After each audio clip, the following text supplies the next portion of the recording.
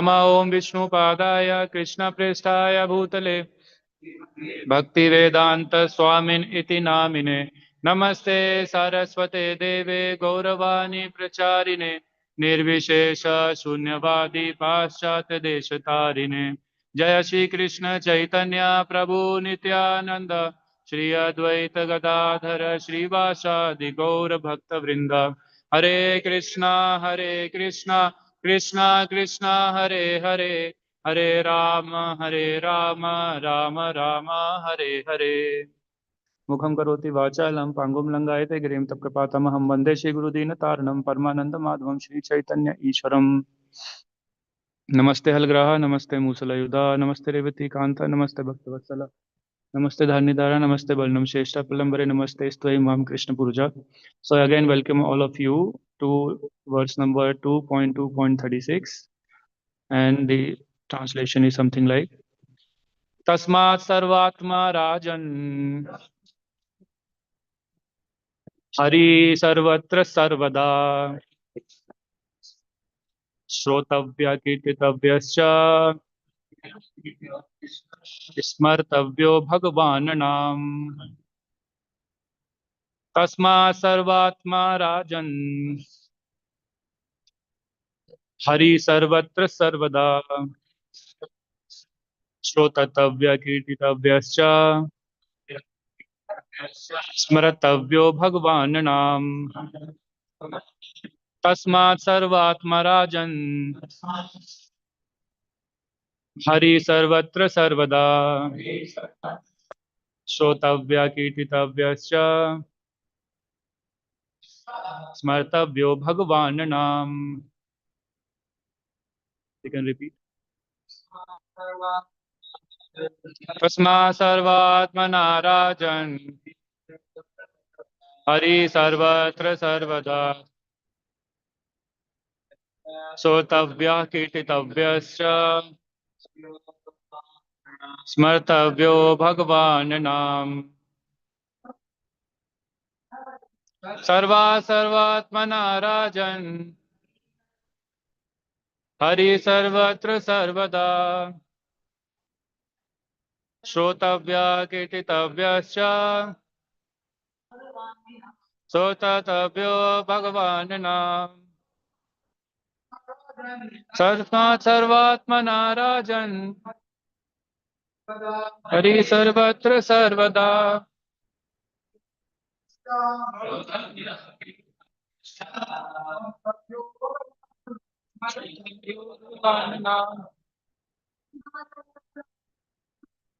तस्मात् सर्वात्मना राजन् हरि सर्वत्र सर्वदा श्रोतव्यः कीर्तितव्यश्च स्मर्तव्यो भगवान् नाम वर्ड मीनिंग तस्मात् therefore serve all atmana soul rajan o king hari the lord sarvatra everywhere sarvada always shrotavyah must be heard kirtitavyah glorified cha also smartavyah be remembered bhagavan the personality of godhead Nanam by the human being. Translation and purport by His Divine Grace Abhay Charnavind Bhaktivedanta Swami Srila Prabhupada ki jai. O King, it is therefore essential that every human being hear about, glorify, and remember the Supreme Lord, the personality of Godhead, always and everywhere. Purport. Srila Sukdev Goswami begins this verse with the word tasmat or therefore. Because in the previous verse, he has already explained that there is no auspicious means for salvation other than the sublime process of Bhakti Yoga. The Bhakti Yoga process is practiced by the devotees in different methods like hearing, chanting, remembering, serving the lotus feet of the Lord, worshipping, praying, rendering service in love, becoming friendly, and offering all that one may possess. Atmanivedan. All nine methods are bona fide methods, and either all of them, some of them, or even one of them can bring about the desired result for the sincere devotee. But out of all the nine different methods, the first one, namely hearing, is the most important function in the process of Bhakti Yoga. Without hearing sufficiently and properly, no one can make any progress by any of the methods of practice. And for hearing only, all the Vedic literature are there, compiled by authorized persons like Vyasadeva, who is the powerful incarnation of Godhead. And since it has been ascertained that the Lord is the super soul of everything, he should therefore be heard and glorified everywhere and always. That is the special duty of the human being. When the human being gives up the process of hearing about the all pervading personality of Godhead, he becomes victim of hearing rubbish transmitted by man made machines. Machinery is not bad because through the machine one can take advantage of hearing about the Lord. But because machinery is used for ulterior purposes, it is creating rapid degradation in the standard of human civilization. It is said here that it is incumbent upon the human being to hear because the scriptures like Bhagavad Gita and Srimad Bhagavatam are made for that purpose. Living beings other than human beings have no ability to hear such Vedic literatures. If human society gives itself to the process of hearing the Vedic literature, it will not become a victim to the impious sounds vibrated by impious men who degrade the standards of the total society. Hearing is the solidified Hearing is solidified by the process of chanting. One who has perfectly heard from the perfect source becomes convinced about the all pervading personality of Godhead and thus becomes enthusiastic in glorifying the Lord. All the great acharyas like Ramanuja, Madhava, Chaitanya, Saraswati Thakur, or even other countries like Muhammad Christ and others have all extensively glorified the Lord by chanting always in every place. Because the Lord is all pervading, it is essential to glorify Him always and everywhere. In the process of glorifying the Lord, there should be no restriction of time and space. This is called Sanatan Dharma or Bhagavad Dharma. Sanatan means eternal, always and everywhere.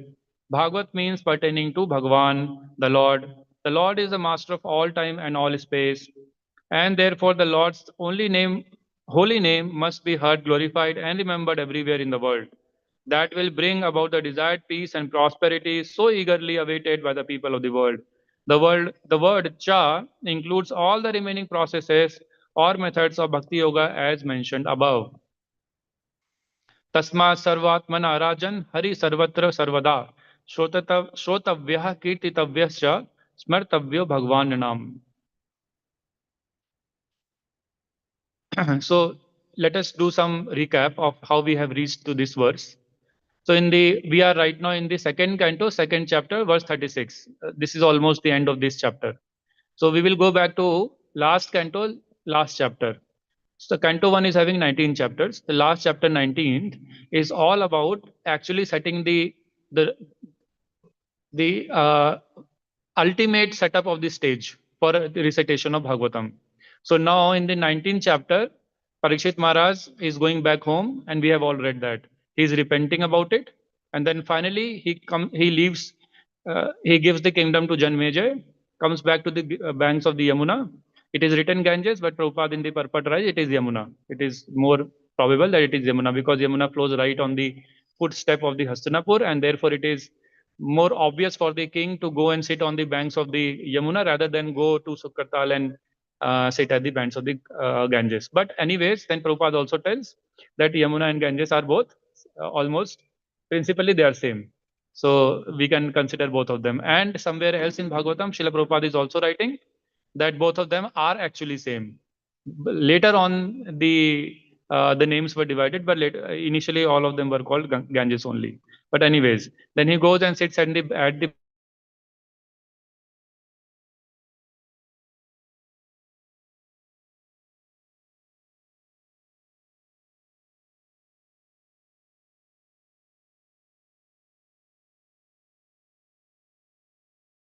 what happens if you see in the fifth verse of the 19th chapter, a very important concept is told. It is told that Maharaj Parikshit, though he knew that he will be dying in a short period of time, but he did not waste his time in finding out what is the right method. He did not waste the time in finding out. There is no time for speculation. There is no time for scrutiny. So therefore, it is said there, Krishna Angre Sevam Abhimanya Mana Upavasat par Upavisat Prayam Amrityanadyam. So he is saying that he rejected all other methods of self-realization And then he went and sat on the Ganges of Amrit Nadyam. Amrit Nadyam is what? Ganges or Yamuna ji. Why it is Amrit Nadyam? It is told in next verse, 119.6. Ganges is glorified, or Yamuna is actually glorified. I will use the word interchangeably, right? So what it is told there? Yahweh Lasak Shri Tulsi Vimishra. Why he is going and sitting at the lotus feet or the Ganges? Because, or Yamuna, because the water of the Yamuna is always sanctified by the dust of the lotus feet of Krishna, and the Tulsi leaves, the transcendental Tulsi leaves are always flowing in the water. So therefore, 119.5, Parikshit Maharaj rejects all other methods of self-realization, and what he does, it is not mentioned specifically that he goes and does devotional service. It is just mentioned that he goes and sits at the bank of Yamuna. Therefore, then Srila Prabhupada in the purport he is glorifying that just going and taking shelter of a Amrit Nadya, he's saying Amrit Nadya like Yamuna is like attaining the perfection. It is like doing the devotional service. 196. So he's saying Krishnangri Renu Abhyadi Ambu Netri. So that water of Yamuna is actually always purified by the dust of the lotus feet of Krishna. And therefore, Parikshit Maharaj took shelter of Yamuna ji. And then finally, when he was sitting there, all the great sages from all over universe, they came there. Nobody knew. But because all the great sages, Srila Prabhupada is writing, all the great sages of the universe knew that Parikshit Maharaj is a pure devotee of Krishna. He's a pure devotee of Krishna. And because he has been cursed, something special is going to happen. Some great episode is going to happen. They already knew. Although all the sages that had come there are not pure devotees. All of them are not pure devotees. Some of them are karmi, karmis, some not karmis. Some of them are yogis. Some of them are dhyan yogis. Some of them are ashtang yogis. Like that, all the sages from the universe they have come there. But and why they come there? They came there on the pretext of pilgrimage. So it is told they came there on the prayena tirthabhigamam. Prayena tirthabhigamam. They said that we have come here just for the pilgrimage, and we will bathe in the holy river of Yamuna or Ganges, and we will purify ourselves. But the truth of the fact is that the acharyas tell in the commentaries that they had come there because they already knew that Parikshit Maharaj is the pure devotee of Krishna, and because something great is going to happen now. They don't know whether the Bhagavatam will be spoken or not. But definitely something great is going to happen because a pure devotee of Krishna has been cursed. So Krishna will intervene in some miraculous manner. So they wanted to come there and see how Krishna is going to intervene in the life of a pure devotee. And they were all kind of suspense was there. What will happen now? So therefore they all came there. Although they gave the pretext that they have come there to take bath in the Yamuna. And then Srila Prabhupada is writing, all of them who had come there, they themselves were tirthas. They wherever they are, there is a holy place. Therefore, there was no requirement for them to come and take bath. But they were giving that pretext. The actual intent was to come and see how Krishna is going to miraculously intervene in the life of Parikshit Maharaj now. Right? It is like trapping Krishna. Now he has to act. So they all knew now Krishna is trapped. His pure devotee is there, and he has committed in Bhagavad Gita that he will always protect his pure devotees, and his pure devotee is in danger. Now let's see what will happen. It's like in movies we see some suspense is going to happen. So therefore, all of them, not one or two, all of them have gathered from all over universe. And in purport, in 19th chapter, actually, Srila Prabhupada is writing names of many of them. Deva, Lasit, Vishwamitra, and Aitreya, everyone is coming there. Very great souls.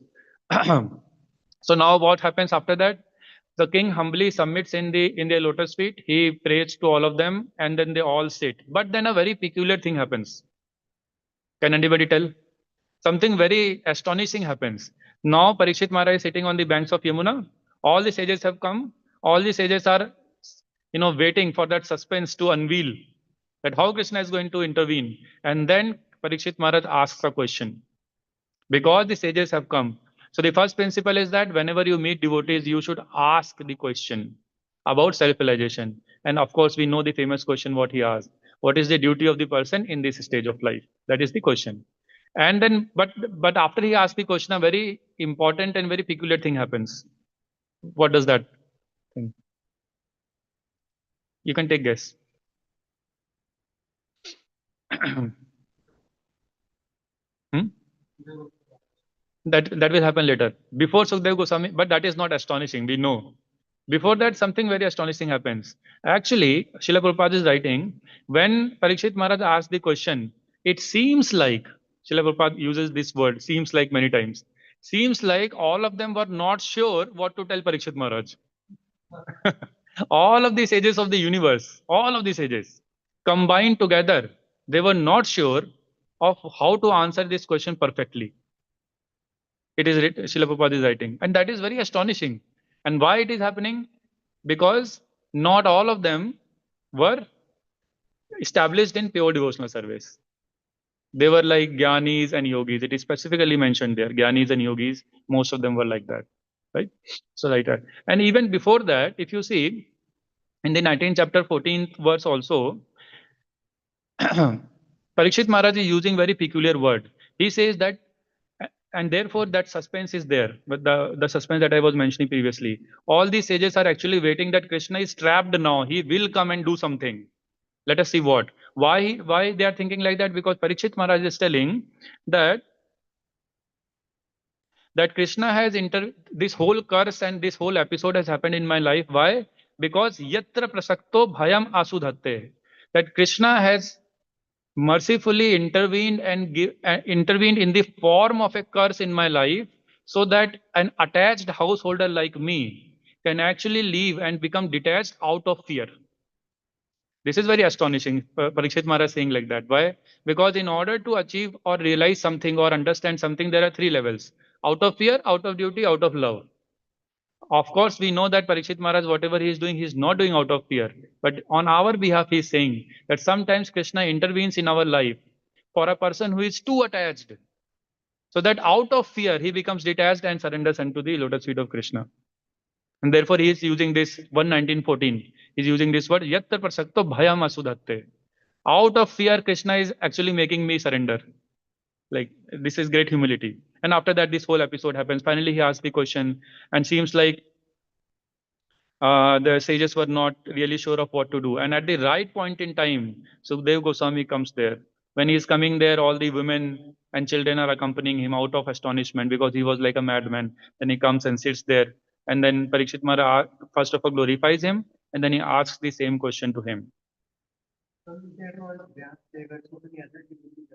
Yes, pure devotees were also there. Yeah, so that is true. So pure devotees were actually waiting for the right candidate to come and deliver the message of Srimad Bhagavatam. Vyasdev, but Vyasdev had already given Srimad Bhagavatam to Sukdev Goswami. And therefore now, by the mouth of Sukdev Goswami, it will become more relishable. Because we have already seen when Sukdev Goswami left the home, and this episode of the women who were waiting in the, and so there it is proved that Sukdev Goswami is actually more elevated because of the mercy of his father. He is more elevated than Vyasdev.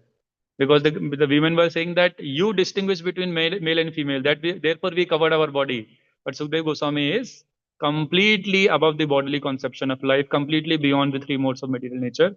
Therefore, we did not cover our body because he doesn't know the difference between the male and female. So therefore, all the pure devotees were also waiting for Sukdev Goswami. So pure devotees knew that how Krishna will intervene, and therefore they were waiting. Then the second canto, first chapter happens. From here, when Sukdev Goswami is asked the same question, what is the duty of a person in this stage of life? Then Sukdev Goswami starts answering. And he is not directly going to the only pure devotional. He starts with what? The gross universal manifestation of the Supreme Personality of Godhead. Gross universal manifestation. Why? Because of the benefit of the common man. And this is the beauty of all our scriptures. That they do not neglect the people who are in the lower levels of consciousness. It is not that the discussion is happening between the highest level of Paramhamsas, therefore we will neglect everyone who is below. Not like that. They are actually taking care of everyone, and this is the advantage of our scriptures. Where he starts from? He starts from the gross observation or observable gross manifestation of the Virat Rupa of Krishna. right? And therefore, in 2.11.1, we have already seen that Sukhdev Goswami, first of all, he glorifies the question of Parikshit Maharaj. He says, Varyan esate prashna. Your prashna is what? Varyan is great because it brings benefit to everyone. And then 2.1.3, he says that the materialist, why your question is great, because generally people in this world, they are only engaged in taking care of their family and filling their stomach and sleeping and doing sense gratification. Diva charte hai rajan kutum bharane nava. That slok is there. Gradually we move from there, and he starts talking about the first quality of the Lord. And he talks about in 2.5, Tasmat Bharat Sarvatma Bhagwan Ishwaro Hari. Why he's talking about, see, it is very, very peculiar of when a pure devotee uses different names of Krishna. Like Arjuna also uses Krishna's different names. Sometimes he used Madhava, sometimes he used Madhusudana, sometimes he used Keshava. Those names have very significance of a mood of what question a person is going to ask for. And therefore, when Sukhdev Goswami, when he is starting his answer to the question of Parikshit Maharaj, then he is using the word Hari. Why? Because a person is going to die, and entails fear. Death entails fear. Therefore, anybody who is supposed to die in some time, definitely he will be fearful, and therefore he is using this word Hari. Hari is like who takes away the miseries. So therefore, Tasmat Bharat Sarvatam Bhagwan Ishwaro Hari. And he starts with the glorification of the Krishna. And first name he takes is Hari. That we should take shelter of. And then he says, Strotatavya Kirtitavya Smartavya Chetabhyam. Because it is the glory of the Supreme Personality of Godhead is the only way which can make us fearsome, abhayam, fearless. And then again, he talks about, see, one more peculiar thing is happening there, that because Sukhdev Goswami knows that in that assembly of sages, the Gyanis and the Yogis are also sitting. And therefore, he has started his conversation or answer to the question in such a way that he is also catering to their curiosity. And therefore, if you see in 2.16, he says that एतावान सांख्यम योगाभ्याम, and then last में he says जन्म लाभा परह पुंसाम ante narayana smriti. So the ultimate goal of all the jnana, yoga or devotional service, he's saying jnana, yoga or devotional service. He's not saying only devotional service. He could have said devotional service because Parikshit Maharaj is sitting there. He's a pure devotee. He has nothing to do with jnana and yoga, but he's actually catering to all of them because there are people in the audience. And therefore, it is also a teaching for us when we deal with devotees, we should deal with according to their level. With each one of them, we should deal carefully. So he says, either you are Jnani or Yogi or the practitioner of pure devotional service, the final goal of life is that Anta Narayana Smriti. Ultimately, all your processes should conclude in the remembrance of Krishna Narayana. And then he also tells about himself. So sometimes over here, when we give classes in ISKCON or everywhere, somebody else comes and tells about the speaker. But over here, Sukhdev Goswami is telling about himself because nobody told. So therefore, in order to bring confidence, no, it is not like that. So in order to bring confidence that whatever he is going to speak is bona fide and in parampara, he is also telling about himself. That whatever I am going to tell you is not a speculation by any degree, not even iota. There is any speculation or deviation. Whatever I have heard, I am telling you. Okay, now let's move ahead. Then again in 2.1.11, he's actually in all the most of the verses in second canto, first chapter, he's actually addressing the Gyanis and Yogis and Bhaktas, all three of them. See, he's telling, Manah karmabhir akshiptam subharthe dharye dhiya. Dhyan, the ultimate goal of dhyan should also be what? The all auspicious form of the Supreme Personality of Godhead. So he's catering to whom? The dhyanis, yogis. Finally, we move to Canto 2, Chapter 2, which is the environment or the setup for this particular verse, where he is telling about hearing and glorifying the pastimes or the leelas of the Supreme Personality of Godhead. Then even in second chapter, in second canto, he is not directly talking about devotional service. Then he moves from the gross material Virat Rupa meditation, then he moves to Paramatma. So from Brahman realization, he moves to Paramatma realization. Second chapter, second canto. And then he starts talking about how a yogi should actually meditate on the Paramatma feature. He tells about how the Paramatma looks like, the size, what the wells, the rupa, everything he talks about, and how a yogi should meditate upon them. And finally, he goes and tells about that for the yogi as well, for the dhyani as well, we should finally go and Vasudev Bhagavati Bhakti Yoga Yato Bhavet. So finally, every process should conclude in the bhakti or the loving devotional service of Krishna. And in 2.2.34, one very important concept is mentioned. The same thing that Bhakti Rasamrita Sindhu Swami Maharaj many times mentions, that we should read the scriptures 3 times. And therefore, he tells that Brahma has read all the Vedas 3 times scrutinizingly. So he says, Trir Anvikshaya Manishaya Ratir Atma Yato Bhavet. That Brahma has actually read all the scriptures, all the Vedas 3 times, and that too scrutinizingly. And finally, he has concluded what? Ratir Atma Yato Bhavet. That we should definitely generate the Rati for the lotus feet of Krishna, attraction. Rati is attraction for the Supreme Personality of Godhead.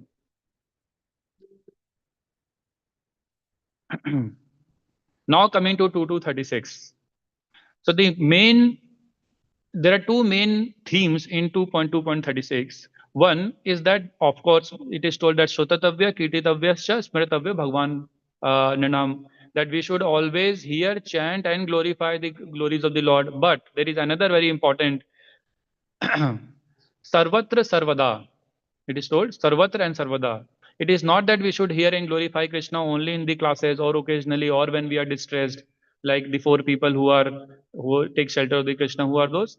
Artha, Arthartha, Jnani, and Jigyasu. They are not glorifying Krishna Sarvatra and Sarvada. When they are in distress, they will glorify. When they want something, they will glorify. When they are inquisitive, they will glorify. Or when they want to know something beyond what they already know, the Jnani is the ultimate source, they will glorify. But bhaktas are not like that. They are not glorifying with some objective. They are glorifying Sarvatra and Sarvada, everywhere and always.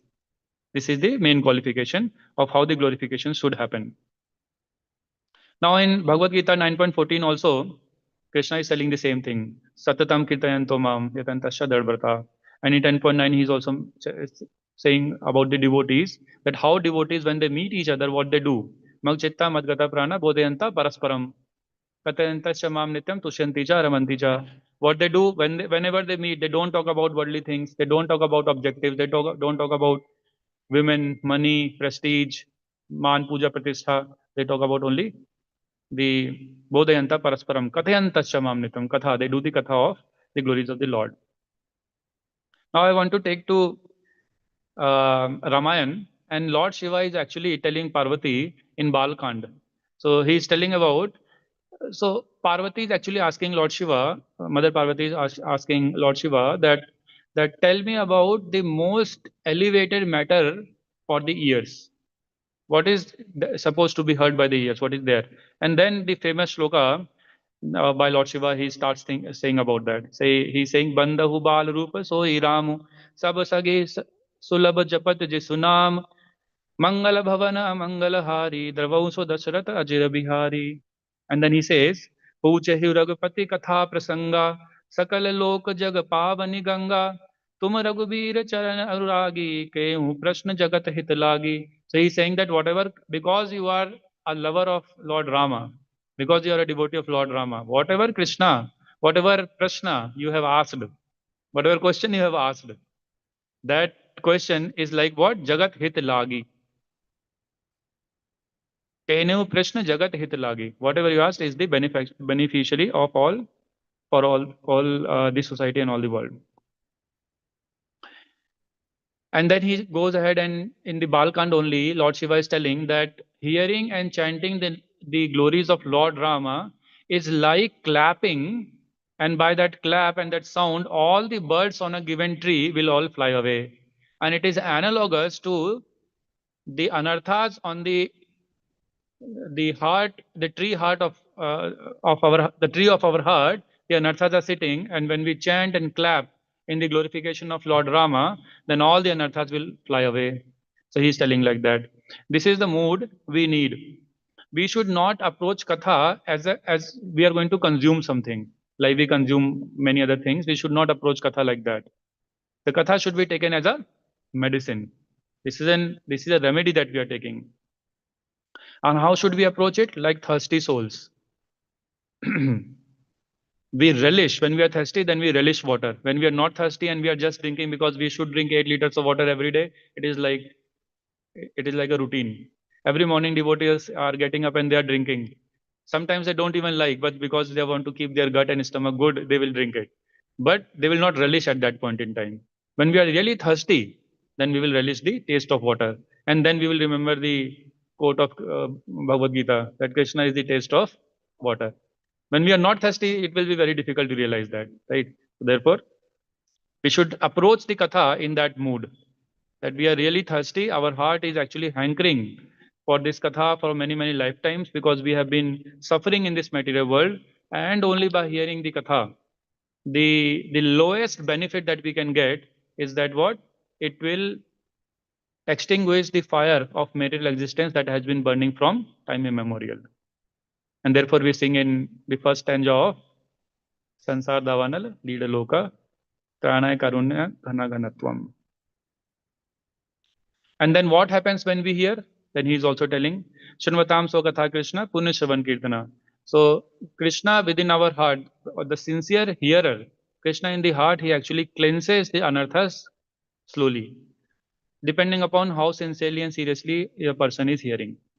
Sometimes we are hearing here, our ears are here, but our mind is somewhere else. So therefore, it is told, Mohan Prabhu many times tell that even if you are in Delhi, but if your mind is in Vrindavan, then you are in Vrindavan. But if you are in Vrindavan, but if your mind is in Faridabad, then you are in Faridabad, like that. So therefore, we have to hear very carefully, and it takes effort. When we are here, it takes effort to keep the mind and the heart and the senses together in one line. It takes effort. Then gradually they become habitual, and as soon as we will hear the glories of the Lord, all of them will come in line automatically. But initially we have to, and therefore it is called what? It is called the first stage of bhakti is what? Sorry, Shraddha. It starts from there. But what is that bhakti called? Yes, Anishrita Bhajan Kriya. In this At this stage, we don't have any rati or any affinity for hearing the natural glories of the Lord. Therefore, we have to tell ourselves, go and hear, go and hear, go and hear, like that. And even when we are hearing, we have to align our heart, our mind, and our senses in one line, the so that the words or the glories of the Lord actually reach the heart. If they are not in one line, how will it reach? So the sometimes when we, water the garden, we take a long pipe, but sometimes the pipe is tangled at many points. The water will not reach. Therefore, we have to untangle and make the pipe straight. Therefore, the pipe of heart, mind, and the senses have to be straight. It has to be untangled so that the water of the Hari Katha can actually enter from the ears and directly reach the heart and extinguish the fire of the material existence. And therefore, there is also one more important characteristic of genuine hearing. The genuine hearing is not for educational purposes. We are not gaining information here. Like, for example, I collected all this material, I am telling. So, this is not information. It is not that we will learn and we will say something somewhere else and people will praise us. This is for not for Man Puja Pratishtha. This is for what? Application. And therefore, the hearing should be surgical in nature, not informational. It has to go and do the surgery. If we are hearing a lot, but it is not doing the surgery, in a sense, it means if our anarthas are not reducing, then our hearing is not proper.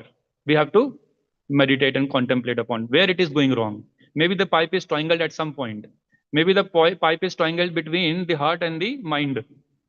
So my mind and my senses are straight, but the heart, it is not reaching the heart. So we have to see where it is getting blocked, and we have to make provisions so that the surgery can happen. Surgery should happen. And therefore, Lord Kapila is also telling, Tatam prasangan mam vir samvido, right? He's saying, and in the last, he's saying, Shraddha ratir bhaktir anukamishati. So if we hear properly, then Shraddha, ratir, and bhakti, all of them will come anukamishati, gradually, step by step, one after the other, they should come. If we are hearing properly, then Shraddha, ratir, and bhakti, it should come automatically. If we are hearing a lot, then our propensity to hear more should increase. That is the thermometer of the quality of hearing that we are doing. And therefore, King Prithu also says, I have to finish at 8:25. The order has been given. So King Prithu is also saying, he's also glorifying. He's saying, Viditsva karna yutam e same varaha. So he's saying, karna means ears, ayuta means 1,000,000. Ayuta is 1,000,000. He's saying, then give me 1,000,000 ears so that I can hear more. Now the point is why he's asking 1,000,000 ears. Let's say we have only a pair of ears, okay? But even by hearing through them, the katha is not reaching the heart. Do you think that having 1,000,000 ears will do any benefit? Because there is a block in between. You have to cut the block. So therefore, when Prithu Maharaj is saying that give me 1,000,000 ears because I am not satisfied by hearing the glories of the Lord by only one pair of ear, therefore that essentially means that he has already justified the purpose of a pair of ears. He has already justified the purpose. So he like that. And there is Srila Prabhupada is telling a lot of things. He's telling that what kind of hearing or bhakti he's talking about, King Maharaj Prathu, is actually a very, very high standard of hearing. Very high standard of hearing. And he's saying, he's not just asking to hear, he's asking to hear from the right source also. Right? And when we hear from the right source with the right attitude and with the right provisions, the God realization becomes much more faster and easier. And let us move to 10th canto of Srimad Bhagavatam. I want to speak something from there, and then we will stop. In 10th canto, in Brahmar Geet, in Uddhav Geet, in the episode of the wives of Kaliya, in the episode of the Yagya Patni, Brahmana Karta Patnis glorifying Krishna, everywhere the hearing the glories of Krishna have been glorified in 10th canto, all 90 chapters. Every chapter is here having something about hearing the glories of Krishna. So in 10.1.4, I have collected some, there is a lot to be discussed, but something I will tell or discuss for my purification. And this is a very famous, like Nivritta Tarsai Rupi Upagiyamanad, right?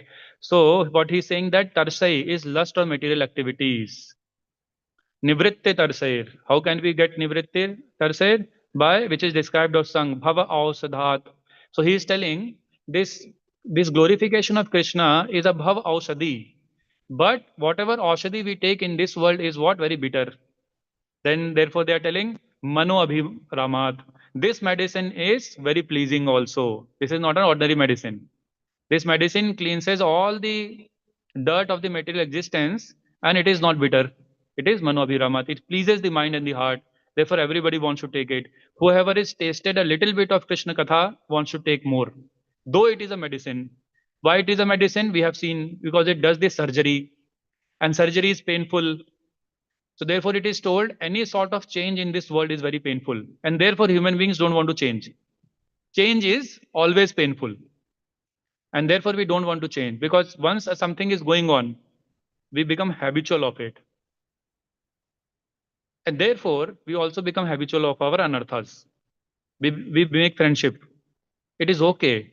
It is not too much like that. But when we hear Krishna Katha from the right source with the right attitude, the sound vibration goes into the heart. What it does? It acts as a medicine, and medicine does what? A surgery. And surgery is painful, but the medicine is not painful. Over it is told, and the surgery is also not painful. Where it is told? 9.2 Bhagavad Gita. What it is told? Yes, Rajvidya Rajguyam Pavitramudam Uttamam Susukham Kartum Abhyayam. This surgery is performed very happily. Everybody is saying, please do open heart surgery. Everybody is saying. Susukham Kartum Abhyayam. So the medicine is also Manu Abhiramat and the surgery is also Susukham Kartum Abhyayam. Right? So the whole surgical process is like the person who is doing, he's what? Sukadev. When he bites something, it becomes more sweet. So the doctor is also pleasure giving, the medicine is also Mano Abhiramat, and the process is also Susukham Kartum Abhyayam. So everybody is there to give us what? Pleasure. And therefore, this whole process of bhakti is so pleasing. Even to whom? Even to whom? The self-realized people. And therefore, when I was telling, when Sukhdev Goswami was introducing himself, he was telling, although I am beyond the three gunas, I am beyond all the dirt of this material world, but even then, when I heard the glories of the Lord from my father, I became immediately attracted. He's telling in where? Yeah.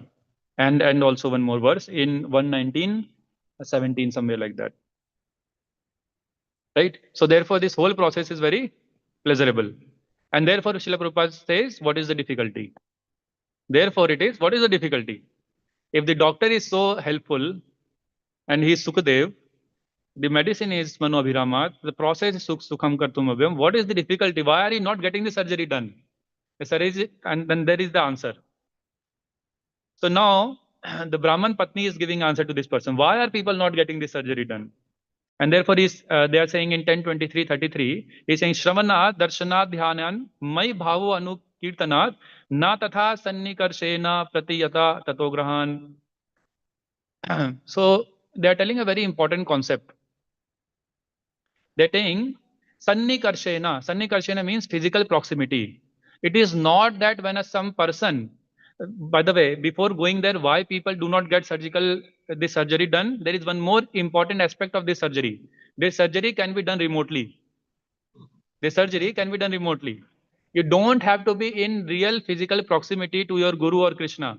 And therefore, in 10:23:33, the Yagya Patnis, the Brahmana Patnis, they're telling that you don't need to be in the physical proximity of Krishna in order to get attracted to him. Just remotely, if you hear his glories, you will become attracted. In fact, one of the Yagya Patnis was not able to go to meet Krishna and Balram. And because she was so pure devotee, when the Patnis came back, the rest of the women, they came back and they glorified how Krishna and Balram treated them with love. When she heard that reciprocation, she was not able to go because her family stopped her. But when she heard how Krishna and Balram treated these women who went with food for them, she left her body. The surgery was complete. This is the completion of surgery. It is not the surgery has failed because of which she died, because the surgery was successful. So therefore, the success of surgery is that we will no more want to live in this material world. This is the success of surgery. And the surgery can be done remotely.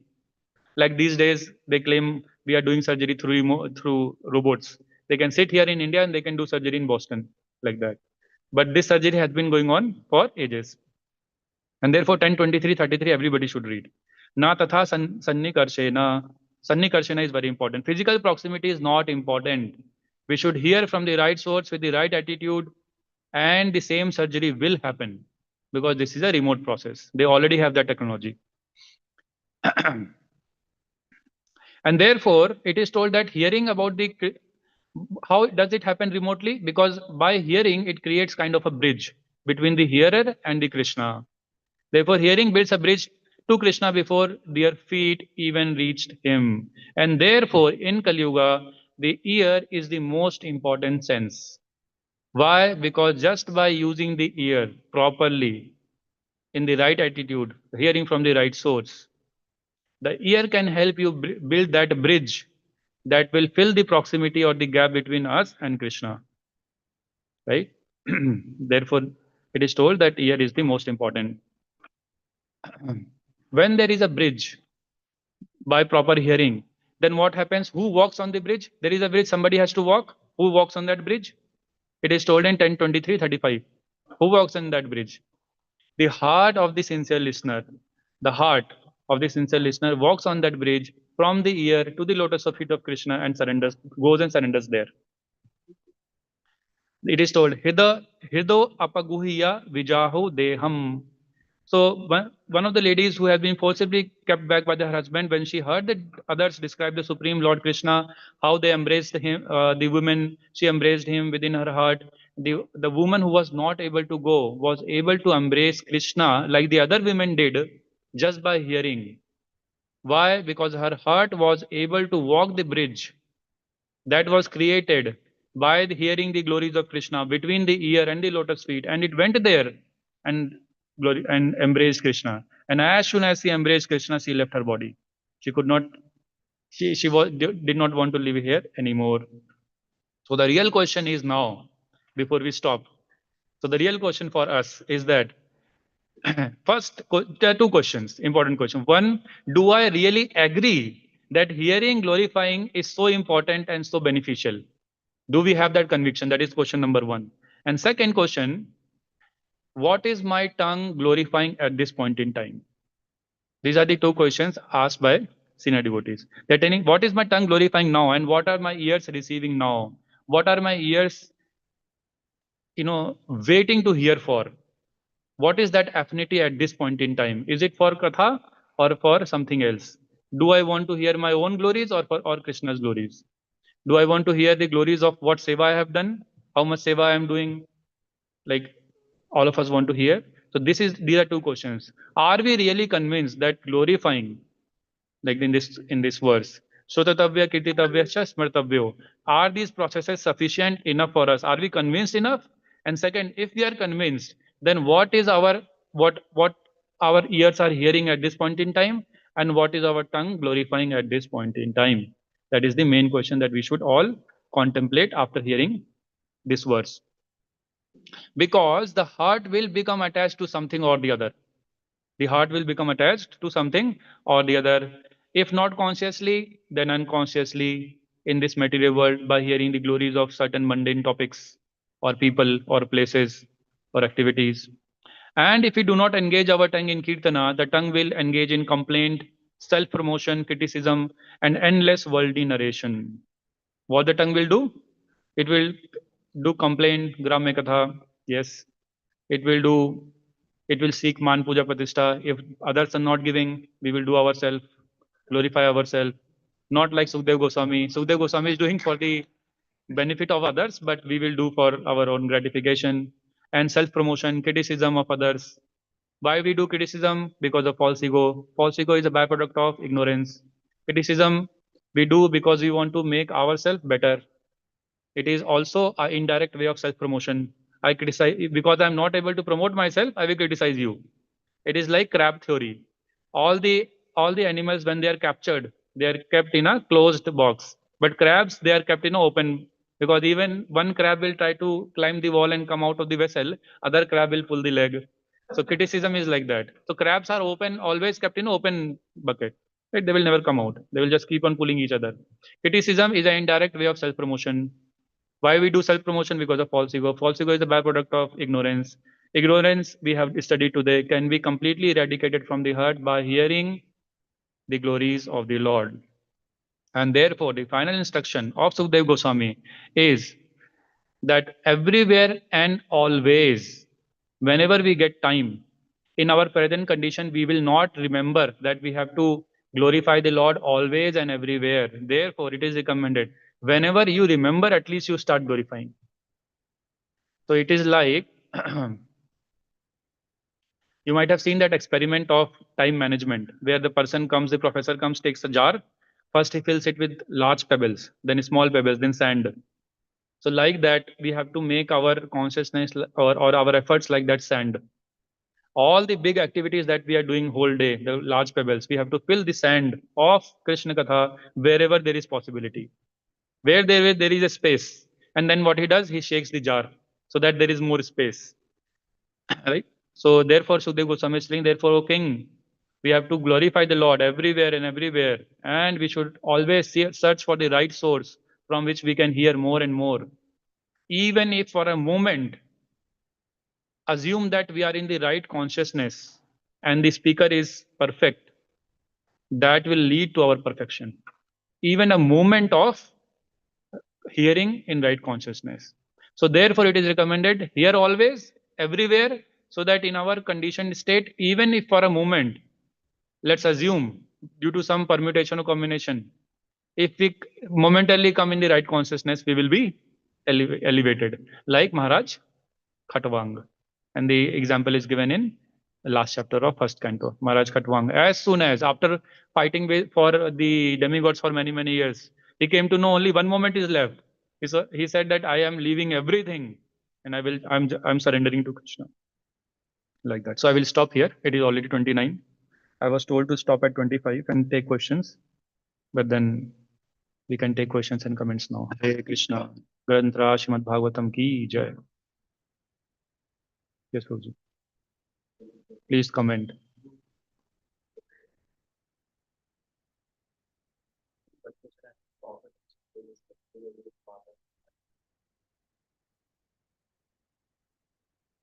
Bhakti Yoga is a path of? Hmm. Okay.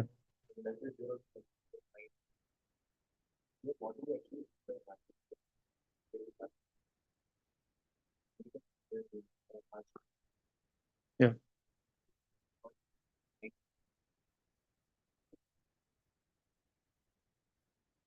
So the question is, what is the difference between mind and heart? See, my understanding is this, that in in the subtle body, like whenever we say Hridaya in scriptures, it is not referring to this material heart. Because we do heart transplant, that doesn't mean Hridaya has changed. The Hridaya remains same. And the Atma and the Paramatma reside in the Hridaya, not in the heart. So the person remains the same even after the heart transplant. So when they are talking about Hridaya, it is actually the subtle, our subtle heart. Now, do we mean by the difference between the heart and the mind? At this point, I'm not really sure, but seems like more or less they are referred to as chitta. In our scriptures, they are most of the times they are referred together as chitta. And chitta is actually a symptom of the presence of soul. Chitta is the presence of soul. For example, Srila Prabhupada gives an example. If there is a bulb in a room, the light is a symptom. If there is a light, there is a symptom that there should be some bulb or source. Similarly, if soul is there, then the symptom or the presence of the soul is felt through chitta or chetna. And that chetna is most of the time, in my understanding, is referred to the subtle mind and heart together. So when I say we have to be in one line, I was referring to the material, the consciousness, the material mind, and our material senses. The the hriday, the material mind, and the senses. That's what I meant. Because in order to reach the sound to the hriday, to the actual place, it has to go through the gross body. So therefore, all the components of the gross body and the subtle body should be in line, aligned for this whole thing to pass. So the hriday comes in the subtle body, and the mind and the senses come in the gross body. Both of them have to be combined. That's what I meant. But I can research more and tell. Hare Krishna.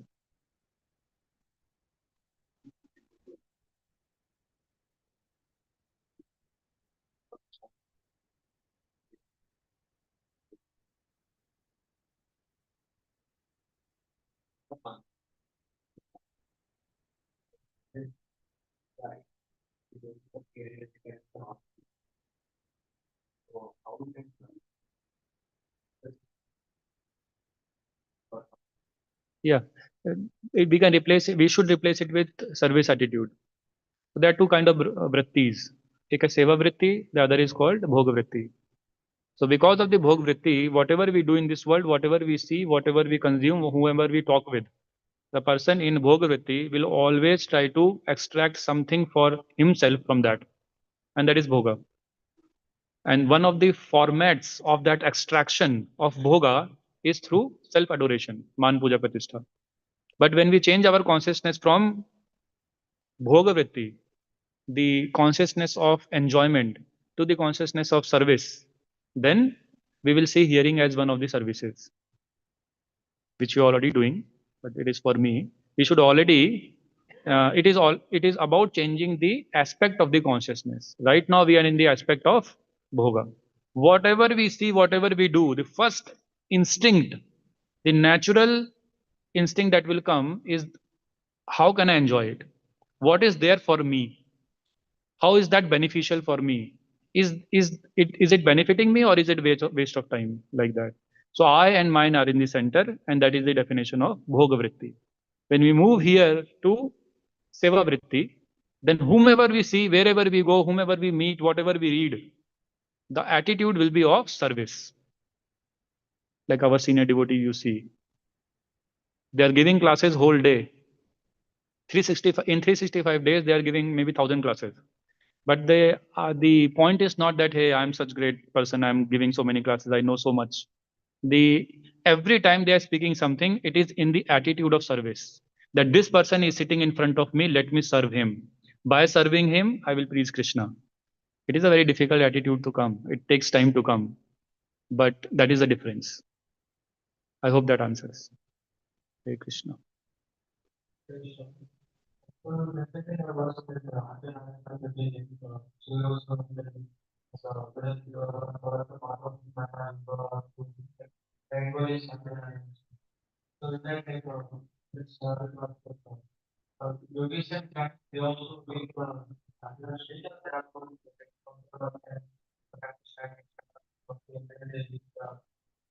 Yeah, see, ultimately everything has to culminate in Ante Narayana Smriti. That essentially means devotional service of Krishna. So therefore, all the Gyanis and Yogis also ultimately, and Srila Prabhupada is writing it, also ultimately have to come to the loving service of Krishna only. What they will do, they will go to higher planets, even up to the Brahma Loka, Satya Loka, Mahar Loka, and then they will have to either do their devotional service. Sometimes Srila Prabhupada is also writing that in Brahma Loka or Satya Loka, these people, they do devotional service there only, they become perfect and they go to Vaikuntha.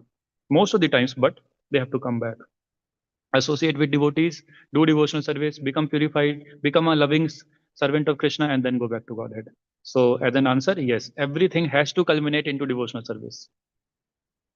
That is the ultimate way of going back. Srila Prabhupada is also writing at many other places that seldom has someone directly gone as a yogi or a dhyani has gone back to Godhead. Seldom. There are almost no examples like that. Like that. Hare Krishna.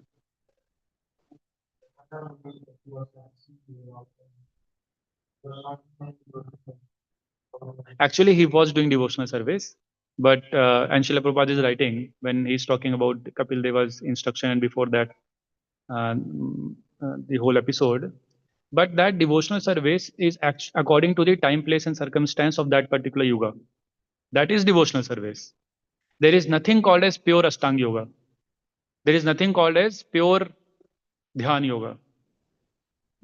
All these kind of yogas have to be subservient to devotional service. They have to be subservient. Then only their, in fact, Srila Prabhupada is writing to an extent, then only their existence is valid.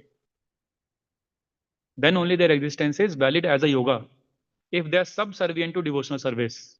So therefore, either it is Dhyan yoga or Ashtanga yoga or Karma yoga or whatever kind of yoga, they are fundamental, they have to base themselves on devotional service only. Therefore, when Karta Muni also was practicing Ashtanga yoga, uh, then even then he was actually meditating upon the form of Krishna in different forms. Different yogis meditate in different forms. And in fact, in this chapter, Srila Prabhupada is writing that there are 24 Vishnu forms. Janardana, Sudarshana, like that. There are 24 Vishnu forms in each universe. And then they expand further. These yogis actually meditate upon these different forms of Vishnu. But ultimately, they have to meditate upon the form of Supreme Personality of Godhead. So therefore, no yoga process has an independent existence apart from devotional service. And therefore, if you read, sometimes you may feel like after reading that Srila Prabhupada is force-fitting devotional service everywhere. Sometimes it may feel like Srila Prabhupada is writing bhakti everywhere. If you read word meaning, bhakti is not there. But Srila Prabhupada is writing bhakti because that is the true meaning. That is the true meaning of that particular word. Bhakti is the true meaning because fundamentally it was based on bhakti, no? So therefore, Srila Prabhupada, when he's writing about anything, That is the true meaning of every where Srila Prabhupada is writing bhakti. Srila Prabhupada has not force-fitted devotional service or Supreme Personality of Godhead or bhakti anywhere. That is the true meaning. Therefore, Kardam Muni was also doing devotional service. And Srila Prabhupada is writing about it. Hare Krishna.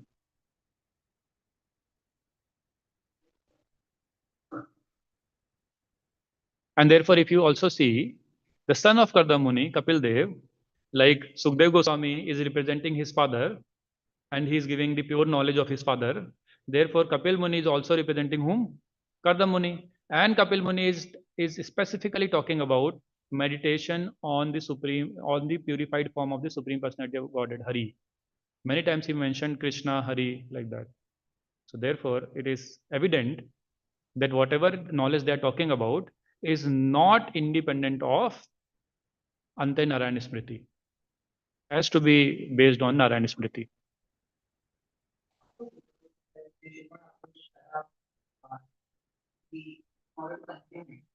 Okay, one second, Prabhu. So the officially people who are online or over here also, if you have any engagement, you have office or something, you can cut.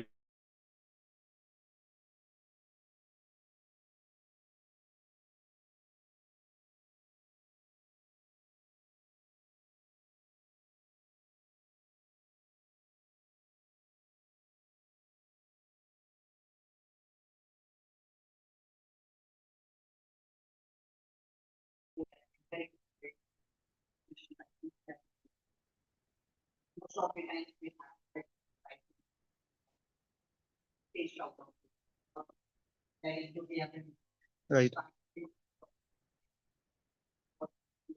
Yeah, initially, yes. Initially, it is okay to approach Katha from the point of view that we like it. Initially, it is okay. Initially. But gradually and gradually, as we hear more Katha, our conception of hearing should be clarified. Right? That's why we're hearing, right? So our understanding of why we should be clarified gradually and gradually as we hear more.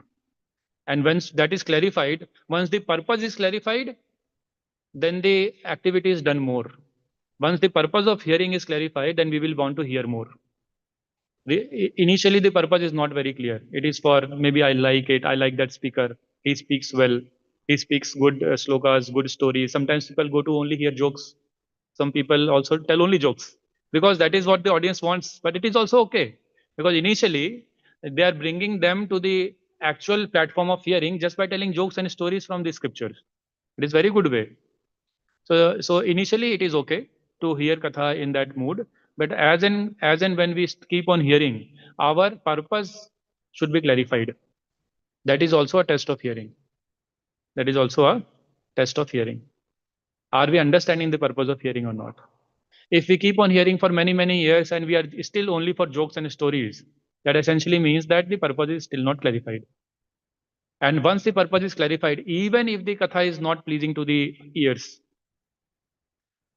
the person will go in here and they will not sleep. They will not sleep. Like that. Does that answer your question, Prabhu? Was it complete or there is? What was the question again? Sorry. Uh, right, right. So I told the first stage. Yeah, I told the first stage. The first stage is that you approach in whatever mood you have, whatever understanding you just hear. Even if you are hearing just for the purpose of gratification, I will go and I enjoy like new people. Gradually, as in when the purpose clarifies, should go with the mood of, as I was telling, with the mood of service attitude. Hearing is also service because it is part of the 9 process of devotional service, right? So when we go for katha, we should go and say, today I am going to go sit in this class. I will hear about Krishna, and that is a direct devotional service to Krishna. I am doing devotional service to Krishna. Srila Prabhupada has mentioned devotional service word 4,000 plus times in Bhagavatam. It is so important to do direct devotional service to Krishna. And when I'm sitting here and hearing, I'm doing direct devotional service to Krishna. This initially it will be like information. You will tell yourself, yes, I'm sitting here, it is devotional service. Gradually and gradually, as and when the purpose gets clarified, it will become realization. It will become realization. Then it will actually become a devotional service. Like that. So there are 3 stages. One, you don't know the purpose. Second, you know the purpose and you tell yourself, hey, go there, sit and hear because this is devotional service. And the third stage, when you have realized the purpose, then the hearing itself becomes a devotional service. Radha Madhav की जय, गौर निताई की जय, जगन्नाथ बलदेव सुधा महारानी की जय, पंच तत्व की जय, लक्ष्मी नरसिंह देव प्रहलाद महाराज की जय, गिरिराज महाराज की जय, षड गोसाई वृंद की जय, प्रभुपाद की जय. Yes. सुसुखम कर्तुम.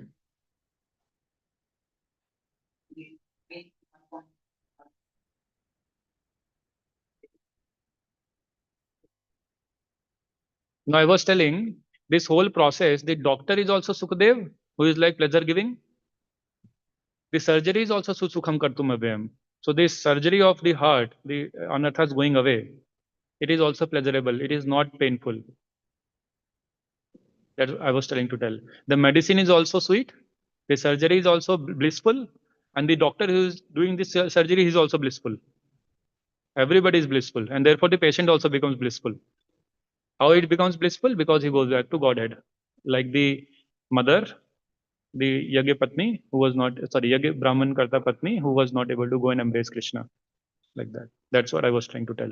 Initially, I was telling that initially in this world, the change is very painful. Any kind of change is very painful. Therefore, people don't want to change. They just want to continue. Jaisa aisa rehne do. But because this whole process is so blissful, therefore, when somebody gets initiated in this whole process, then uh, they will undergo the surgery happily. Only the initial stage is little painful. Initial stage, little painful, just to understand. And it is called we have Shraddha, then we have, do Sadhu Sang, then they do Bhajan Kriya. This Bhajan Kriya and Anarth Nivritti stage is little painful. Once the Anarth Nivritti happens up to the stage of 75%, as told by Bhaktivinoda Thakur in Madhure Kadambini and Jaivadharma, after that this process is no more painful. So therefore initially we have to do some hard work like chant and but even in that process also you all might have already started noticing and we have started noticing that even in this stage of bhajan kriya and earth nivritti, this cycle that keeps on going, even in this stage we have started relishing some holy name, otherwise we will not be able to do, right? So it is like that. Like Dhruva Maharaj, Srila Prabhupada writes at one place, like Dhruva Maharaj, the Lord appeared in his heart and then he disappeared. Similarly, the Lord gives little taste in the start to a sadhaka and then he takes it away. So that we hanker for it, we do more, we become agitated, and then we long for it. And then finally, when we become eligible for it, we get the real thing. Initially, it is only the taste. Like you go to a pastry shop, they give you a little taste it. And then when you like, you purchase the whole thing. Right? Like that. Hare Krishna.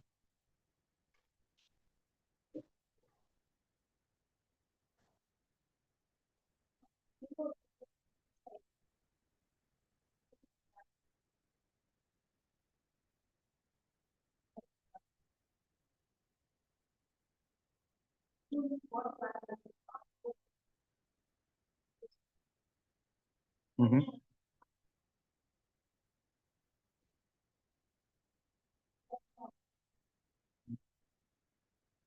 Right. The question is that sometimes we visit places where very old deities are there. Maybe they are deities, maybe they are not, maybe they are only murtis. There is a difference between Archa Vigraha and Murti.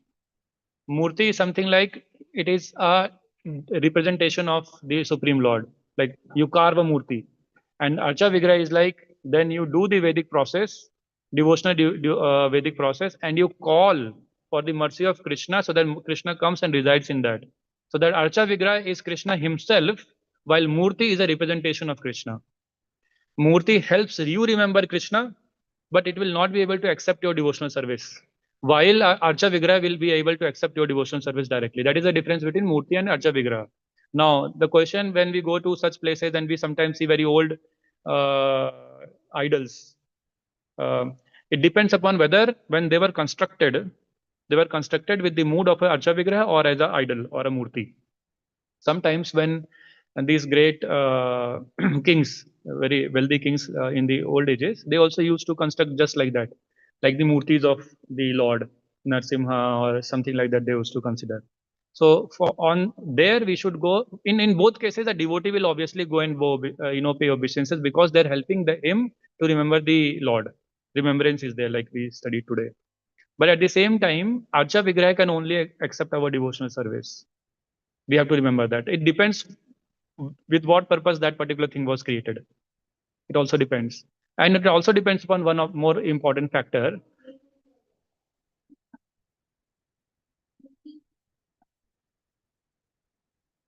right? So I don't know which Vigraha you are talking about. If when it was manifested himself, Swambhu, if after that some pure devotee went and worshipped them, then it became a Vigraha. Then it is like a aparadha to go with it is a seva aparadha to go with shoes in front of a Vigraha. But you can go with a shoe in front of a murti. It is not aparadha like that. But devotees actually take care in both the cases. We are very cautious. We don't even go in front of murti. So wherever we see murti, we pay obeisances. Hare Krishna. Okay. Granthra Srimad Bhagavatam ki jai. Jagat Guru Srila Prabhupada ki jai. It also depends upon one more thing I was about to tell, but I forgot, is the bhava of the person who installed them. Now, this one is Swambhu, which is a different case. But then a person who installed them, oh, it also depends upon their own consciousness, bhava, with which they did service to them.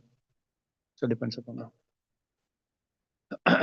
If you remember this whole episode, if you have heard about this episode of, I'm not remembering such great acharya, I'm not remembering at this point, who dug the Kheer Chora Gopinath incident happened with whom? Madhaven Puri. He actually, on the Govardhan, he dug the Gopalji. The Gopalji appeared in his. So that particular, because that was a Vigraha, it was able to reciprocate with Madhaven Puri. The Vigraha came in his dream and he told that because of previous some circumstances, somebody hid me below the mud, below the earth, very deep. You call all the villagers, dug it up, and established me back as a Vigraha. So that is the difference between Murti and Vigraha. Somebody would have served them previously, and therefore they wanted to get served again. Murti will not do that. There is another example of this Pandeyji, right? In when Sanatan Goswami went to Mathura, there was the Radha Madan Mohanji was being served by one Pandeyji. So the lady there was actually making kheer for her deities, but the kheer she was stirring, use spoon, but she was stirring with her datun. She was doing the datun and she was stirring the kheer with the same datun. But because her love for Krishna was so high, when Sanatan Goswami saw, hey, what are you doing? He's Thakur. This is Thakurji. What are you doing? And you give it to me. I will serve him. He's thought like, I will do it properly. But when he took the Vigraha along with him to Vrindavan, the Thakur all again appeared in the dream of Sanatan Goswami and he told, I don't want your I don't want your service. I want the service of the same lady who was stealing the kheer with her contaminated datun. I like her love more than I like your services. This is to tell that the bhava or the service attitude of the person who is serving that particular vigraha or deities is also very important. Right? It plays an important role of how we should deal with them. Hare Krishna.